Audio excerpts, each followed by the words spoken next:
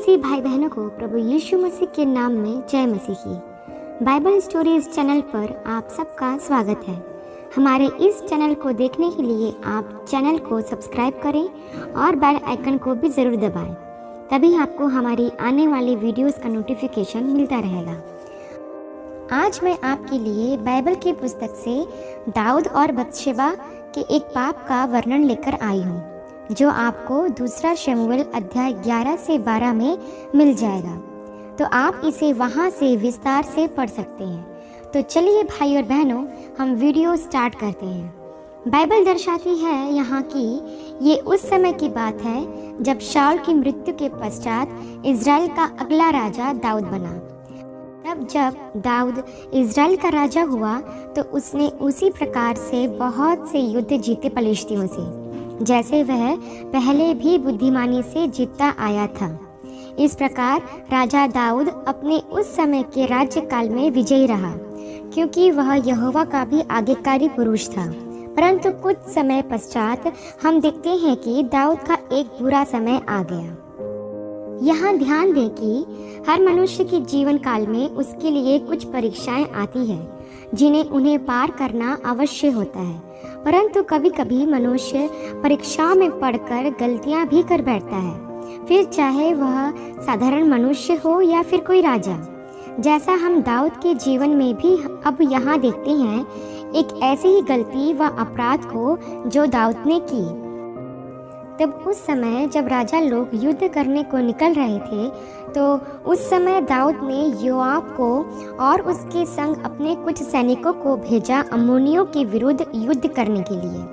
परंतु उस समय दाऊद यरूशलेम में ही ठहरा रहा, अर्थात दाऊद उस युद्ध में नहीं गया।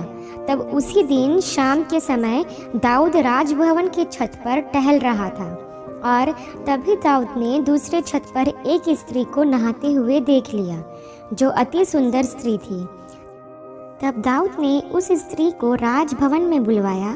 वो स्त्री उसके राज्यकाल के सैनिक हित्ती उरिय्याह की ही पत्नी थी। तब दाऊद ने उस स्त्री से व्यभिचार किया, और तब वो स्त्री वापस अपने घर लौट गई, और वह स्त्री दाऊद से गर्भवती हुई।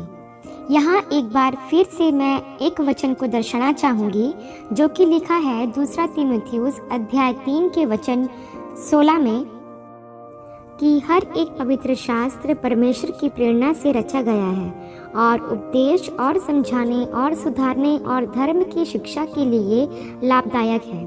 तो हम देख सकते हैं कि एक बार फिर से कि परमेश्वर के पवित्र शास्त्र का एक एक वचन हमारे सुधार, हमारी प्रेरणा तथा हमें भले व बुरे का ज्ञान की शिक्षा समझाने के लिए लिखा गया है, और इससे सीखकर व समझकर हम अपने जीवनों में सुधार भी ला सकते हैं तथा समझ सकते हैं कि हमें किस प्रकार गुप्त पापों से बचना है और धर्म की सही शिक्षा और सही मार्गों को किस प्रकार अपनाना है।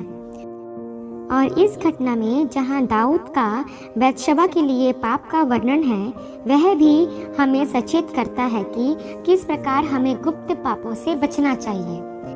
यहाँ एक खूबसूरती यह है बाइबल की कि बाइबल अपने सभी कैरेक्टर्स के भले व बुरे दोनों ही कामों को दर्शाती है। ऐसा नहीं कि केवल अच्छाई ही प्रकट की जाए और बुराई छुपा ली जाए, ऐसा नहीं करती है बाइबल। तो हमें बाइबल को, पवित्र शास्त्र को भले व बुरे ज्ञान के लिए दोनों तरह से अध्ययन करना चाहिए। परंतु इन घटनाओं को भी कुछ मसीही विरोधी बहुत ही गलत ढंग से प्रस्तुत करते हैं, जिन्हें हम यहाँ सही ढंग से सीखेंगे व समझेंगे कि यहोवा परमेश्वर इसके द्वारा हमें क्या सिखाते व समझाते हैं आज। तो चलिए मेरे प्रियो, हम वचन में आगे बढ़ते हैं। तब दाऊद ने योआब के हाथ एक चिट्ठी स्त्री के पति के नाम पर भेजी कि सबसे घोर युद्ध के सामने उरिय्याह को रखना, तब उसे छोड़ के लौट आओ कि वह वहाँ घायल होकर मर जाए। तब दूसरा शमूएल अध्याय 11 के 16 वचन में लिखा है, और योआब ने भी नगर को अच्छी रीति से देखभाल कर जिस स्थान में वह जानता था कि वीर है, उसी में उरिय्याह को ठहरा दिया, और उसी युद्ध में उरिय्याह हित्ती मारा गया। और जब उरिया की स्त्री बैतशेबा को अपने पति के मरने की खबर मिली, तब वह रोने पीटने लगी। और उसके पश्चात जब उस स्त्री का विलाप समाप्त हुआ, तब दाऊद ने स्त्री को बुलवाकर अपने घर में ही रख लिया और वह उसकी पत्नी हो गई। तब उसकी स्त्री बैतशेबा को दाऊद से ही एक पुत्र उत्पन्न हुआ। परंतु दाऊद के इस काम से यहोवा दाऊद पर क्रोधित हुआ। तो यहाँ तक आपने देखा कि किस प्रकार दाऊद ने एक व्यभिचार की लालसा में गुप्त पाप किया, तथा उसके पश्चात फिर उसे छिपाने के लिए एक और पाप किया, उस स्त्री के पति को युद्ध में मरवाकर, तथा उसकी मृत्यु के विलाप के समाप्त होने के पश्चात फिर दाऊद ने उसकी पत्नी को ही अपने साथ रख लिया। इस प्रकार दाऊद के एक पाप के कारण और कितने पाप उत्पन्न हुए हैं। इसलिए मेरे प्रियो, आज मैं आपसे कह रही हूँ कि एक पाप कई गुनाहों को फिर जन्म देता है और हम एक पाप के कारण फिर उसमें फंसते चले जाते हैं, जैसे दाऊद के साथ भी हुआ। दूसरा शमूएल 11 के 27 में स्पष्ट रूप से दर्शाया गया है कि यहोवा उससे क्रोधित रहा, जिससे हम जान सकते हैं कि बाइबल का परमेश्वर अपने प्रिय लोगों से भी उनके गुनाहों के कारण क्रोधित होता है, तथा उन्हें भी फिर उसका दंड मिलता है, जिसे मसीही विरोधी आज तक नहीं समझते। वे समझते हैं कि बाइबल में बुरी बुरी बातों का ही प्रचार है, परंतु यह नहीं देखते कि यहोवा उन बुरी बातों का भी न्याय करता है, तथा आज भी हमें उन्हीं की गई घटनाओं से सिखाता भी है कि हमें कैसे इन बातों को पढ़कर अब इन पापों से बचना चाहिए। अपनी भाषा में अगर मैं बोलूं कि बाइबल केवल कैरेक्टर की हीरोगिरी ही नहीं दर्शाती, उनकी गलतियां भी स्पष्ट रूप से प्रकट करती है, ना कि छुपाकर, ना सिर्फ भले कामों का ही वर्णन करती है, जिसे कुछ मसीही विरोधी आज भी गलत ही समझते हैं।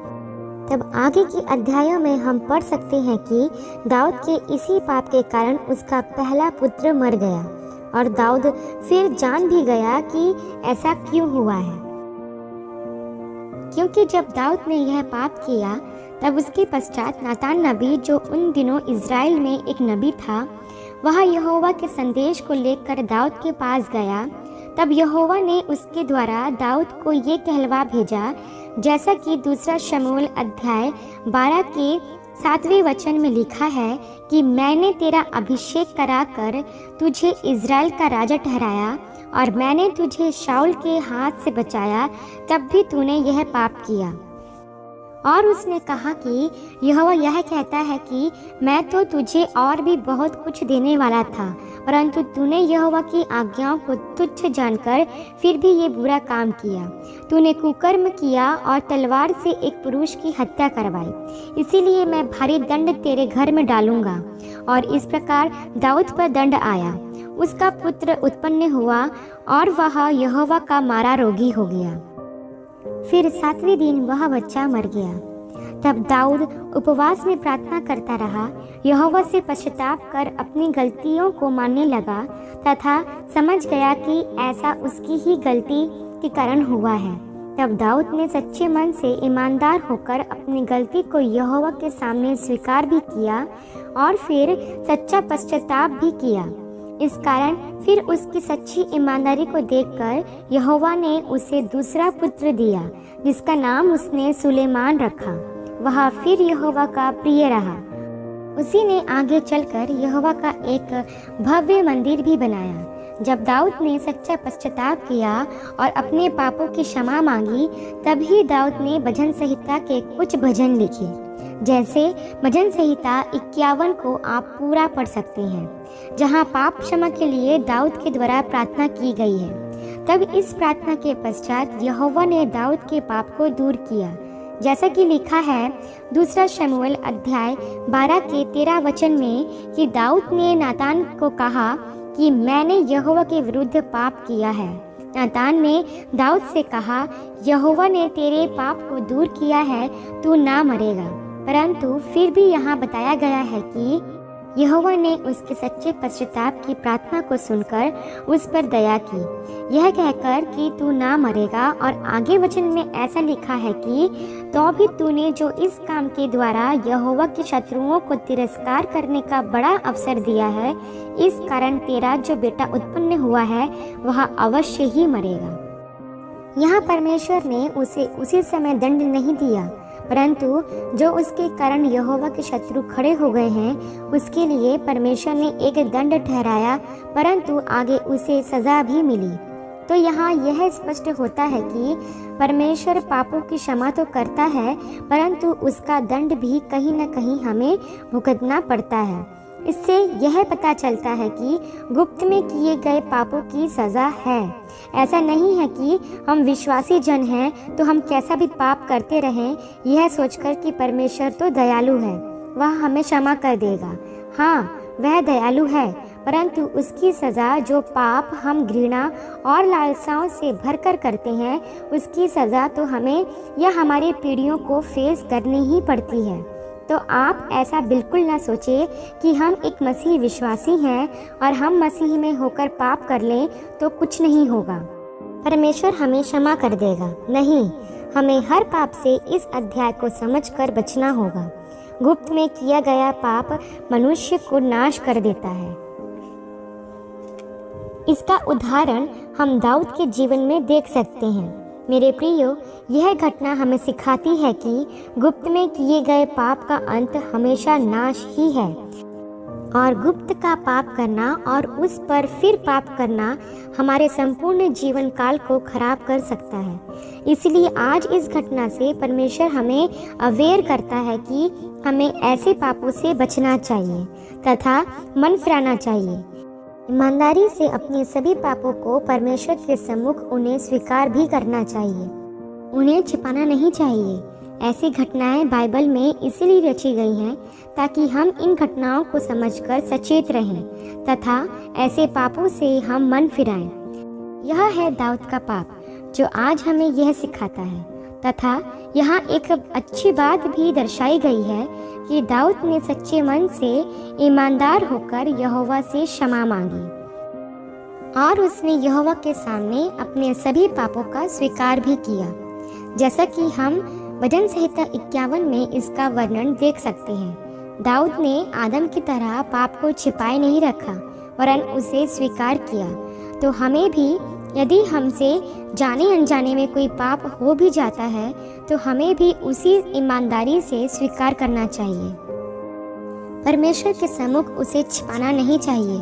परमेश्वर दयालु है और वह ईमानदारी से सदा प्रसन्न होता है और वह हमारे पापों को क्षमा करता है और फिर से हमें गले से लगाता है। परंतु याद रहे कि हमें ऐसा घृणित काम फिर बिल्कुल नहीं करना है। हमें इस घटना के द्वारा सचेत रहना है और निरंतर परमेश्वर की आत्मा से परिपूर्ण होकर अपने इस जीवन को जीना है। तो अब आप इस घटना को दूसरों को भी विस्तार से समझा सकते हैं जो सब लोग इसका विरोध करते हैं। आशा करती हूँ कि इस घटना का संक्षिप्त विवरण आप सभी को समझ में आया होगा। परमेश्वर आपको अपने पवित्र आत्मा की भरपूरी से सदा भरता रहे। यदि आप चाहते हैं कि दूसरे भी इन्हें सुनकर आशीष पाएं, तो दूसरों के साथ भी इसे शेयर कर सकते हैं, क्योंकि हमारे प्रभु यीशु मसीह की यही इच्छा है। आमीन and God bless you all.